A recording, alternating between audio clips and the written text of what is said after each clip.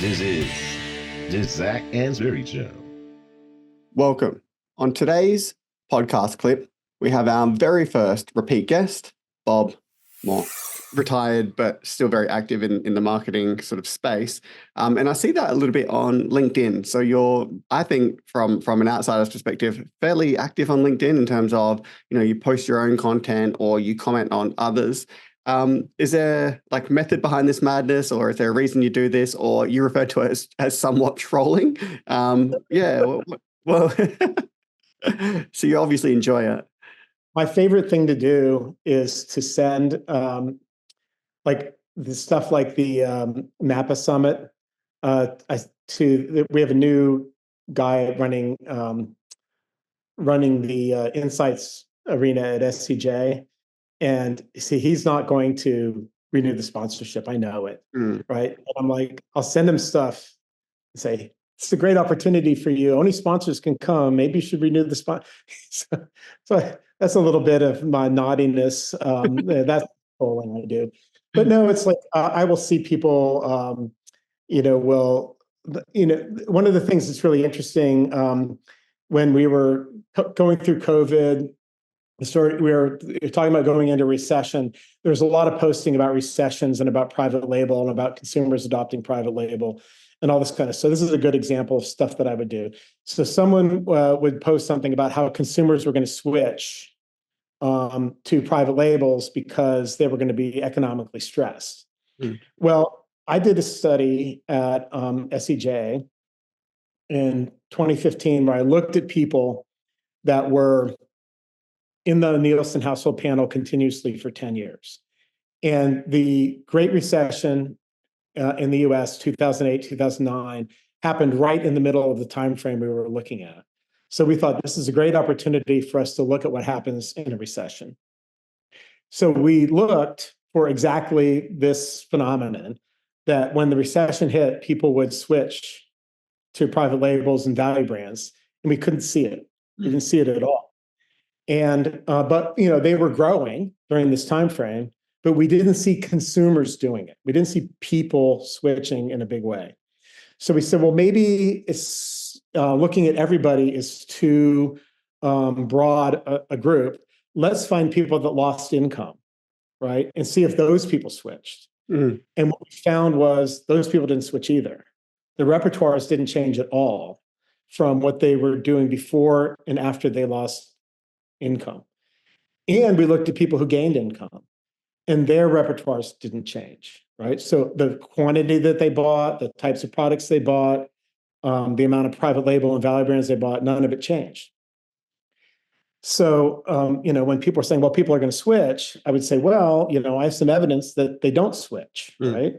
So you could then say, well, why does private label grow in a recession? And I would say it's because people think consumers are going to switch, particularly retailers, and so they will add private label to their assortment. And now private label has become more physically available. They've had to replace something else. Some branded product has come off the shelf. The proportion of private label has switched. It's just more available to buy. And so there's actually, see, this is a PhD thesis at University of South Australia. Like you could say, if the hypothesis is that the reason private label grows is because retailers put it in distribution rather than consumers switch, you could look during a recession and you could say, all right, let's find all the categories where the distribution of private label changed versus where it didn't change, and see, did private label sales go up or not? Right? It's a simple hypothesis, right? Like if private label didn't grow, like let's say I'm looking at the yogurt category in Belgium or something, right? And it was like the amount of branded distribution didn't change in a recession, right? The hypothesis would be that private label didn't grow in that category during the recession, but if they added it to, I don't know, breakfast cereal or something, right? That if private label increased there, that it would go up. And it's like, it's true that if you have zero private label in a section, zero will be bought because it's not available. And if it's 100%, right, that's the only thing that could be, it'll be. So as you change as you change the proportion, it's going to change the amount people buy. And it is consumers buying it, but they're not necessarily changing their behavior. They're just buying what's on the shelf, right? So, so there was some guy who did, he did some posts, and I said, well, you might want to consider distribution. And he goes, well, my data is very accurate. And he just kind of like pushed back on me. And I was like, okay, whatever. Right. I was not going to argue with this guy in public about that. But so to me, like if someone is saying something and I just happen to see it, and I know it's wrong, or it's just an assumption, right? It's not necessarily proven in a rigorous way, then I will often comment on it, or I might ask, like, can you show me the evidence for this, right? Because I take that scientific approach, because there's just so much in marketing that's just someone's opinion, right? Or based off of something that's not particularly true. Yeah. I think I don't think the comments or posts that you make are particularly mean-spirited. It's more about engaging in that debate about ideas and stuff. So I think that's kind of nice. It's never an attack on the person itself, which is good. So we've spoken recently about the weather events near your place and almost losing the pier and everything like that. And then that kind of segues to listening to podcasts when you're cleaning debris or doing the gardening and stuff like that. I'm offended. I thought you were a sole listener of the Zac Anesbury show. I'm polygamously loyal, Zac. Yeah, knowing what I do about polygamous loyalty. Are you listening to other marketing shows or business shows, or are you listening to just other stuff? Is there anything cool we should all be listening to as well? Yes. My favorite, beside the Zac Anesbury show, is Uncensored CMO. Oh, yeah. My name is John Evans. I don't know if you've ever listened to him. Yeah, I have. Yeah, he's interviewed Byron, I think, right? I think I've listened to that episode and a few of the others around that one, yeah. Yeah, Byron, he interviewed Byron. He has a lot of interesting guests. I don't agree with everything that he says or talks about, but I think for the most part, he's pretty solid. And he's very open to feedback. Like if I listen to a podcast and I was maybe disappointed that he didn't get to something, I might just send him a note on LinkedIn because we're connected, and he responds 100%. Wow. I like his stuff. He has Les Binet and Sarah Carter is one of the more recent ones that he's got. I haven't listened to that yet. I'm taking a long car ride, so I'm gonna listen to that on my car ride when I go up to Wisconsin.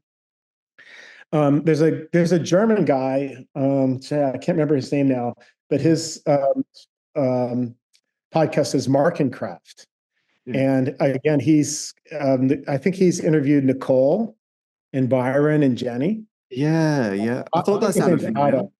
Yeah. And he has some that he does in German, right? But and there's always a little bit of German at the beginning. And but mostly they're in English, and he's pretty good. There's another one called Marketing Books. And occasionally I will listen to that one if I think they have a good book. There are some guests that I really like. There's a guy named Bob Hoffman, who's like this sort of New York, New Jersey kind of tough guy. And he talks a lot about advertising. He wrote a book called Marketers Are From Mars and Consumers Are From New Jersey. And, so instead of the Mars Venus thing, it's kind of like the marketers are way out there, and like they're so disconnected from the way consumers really behave and the way they think about brands and the way they care about brands.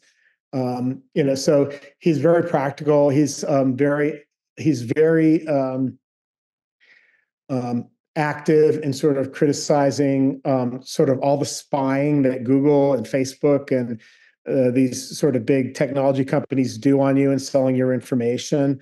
He's very passionate about that, and he's a very funny guy. So a lot of times I listen to podcasts some of them based on who's in the podcast, Yeah. some of them based on, who's hosting the podcast. Yeah. So I have a number, and I will listen to everything, that John Dawes does, or Jenny or Byron and Nicole, whoever from Aaron Bass is on. I'm always listening to those because I find it, even though I feel like I have a strong understanding of the principles, there's nuances that come up. Yeah. And like Jenny's particularly good at explaining things. And so I really enjoy listening to her as well. So, that's kind of what I'm doing when I'm, out moving rocks in the yard or whatever it is I'm doing, spreading mulch. I'm listening to those kinds of things. If you find a podcast about John Dawes talking about the Net Promoter Score, his recent article about that just won an award at an international conference. So for best paper in the Australasian Marketing Journal. So voted for by practitioners actually. Yeah, and I've sent that again. It's sort of in my trolling profession of LinkedIn. I found a guy who I know is like really into Net Promoter Score, and I kind of sent him John's podcast. So you should listen to this on your next plane ride. Knowing that it was going to be the opposite of probably what he wanted to hear, but I think he needed to hear it. It's a very, very well thought out piece, I think. Hey guys, it's Zac Anesbury here with just a couple of quick reminders. If you've enjoyed today's podcast, then make sure you subscribe so you never miss an episode. There are plenty more interviews to come with some of the world's leading marketing academics and practitioners. You do not want to miss these. In the meantime, if you're looking for another way to connect, then follow me on Twitter at Zac Anesbury. That is ZACANESBURY for my take on the marketing issues of the day. That was the Zac Anesbury Show.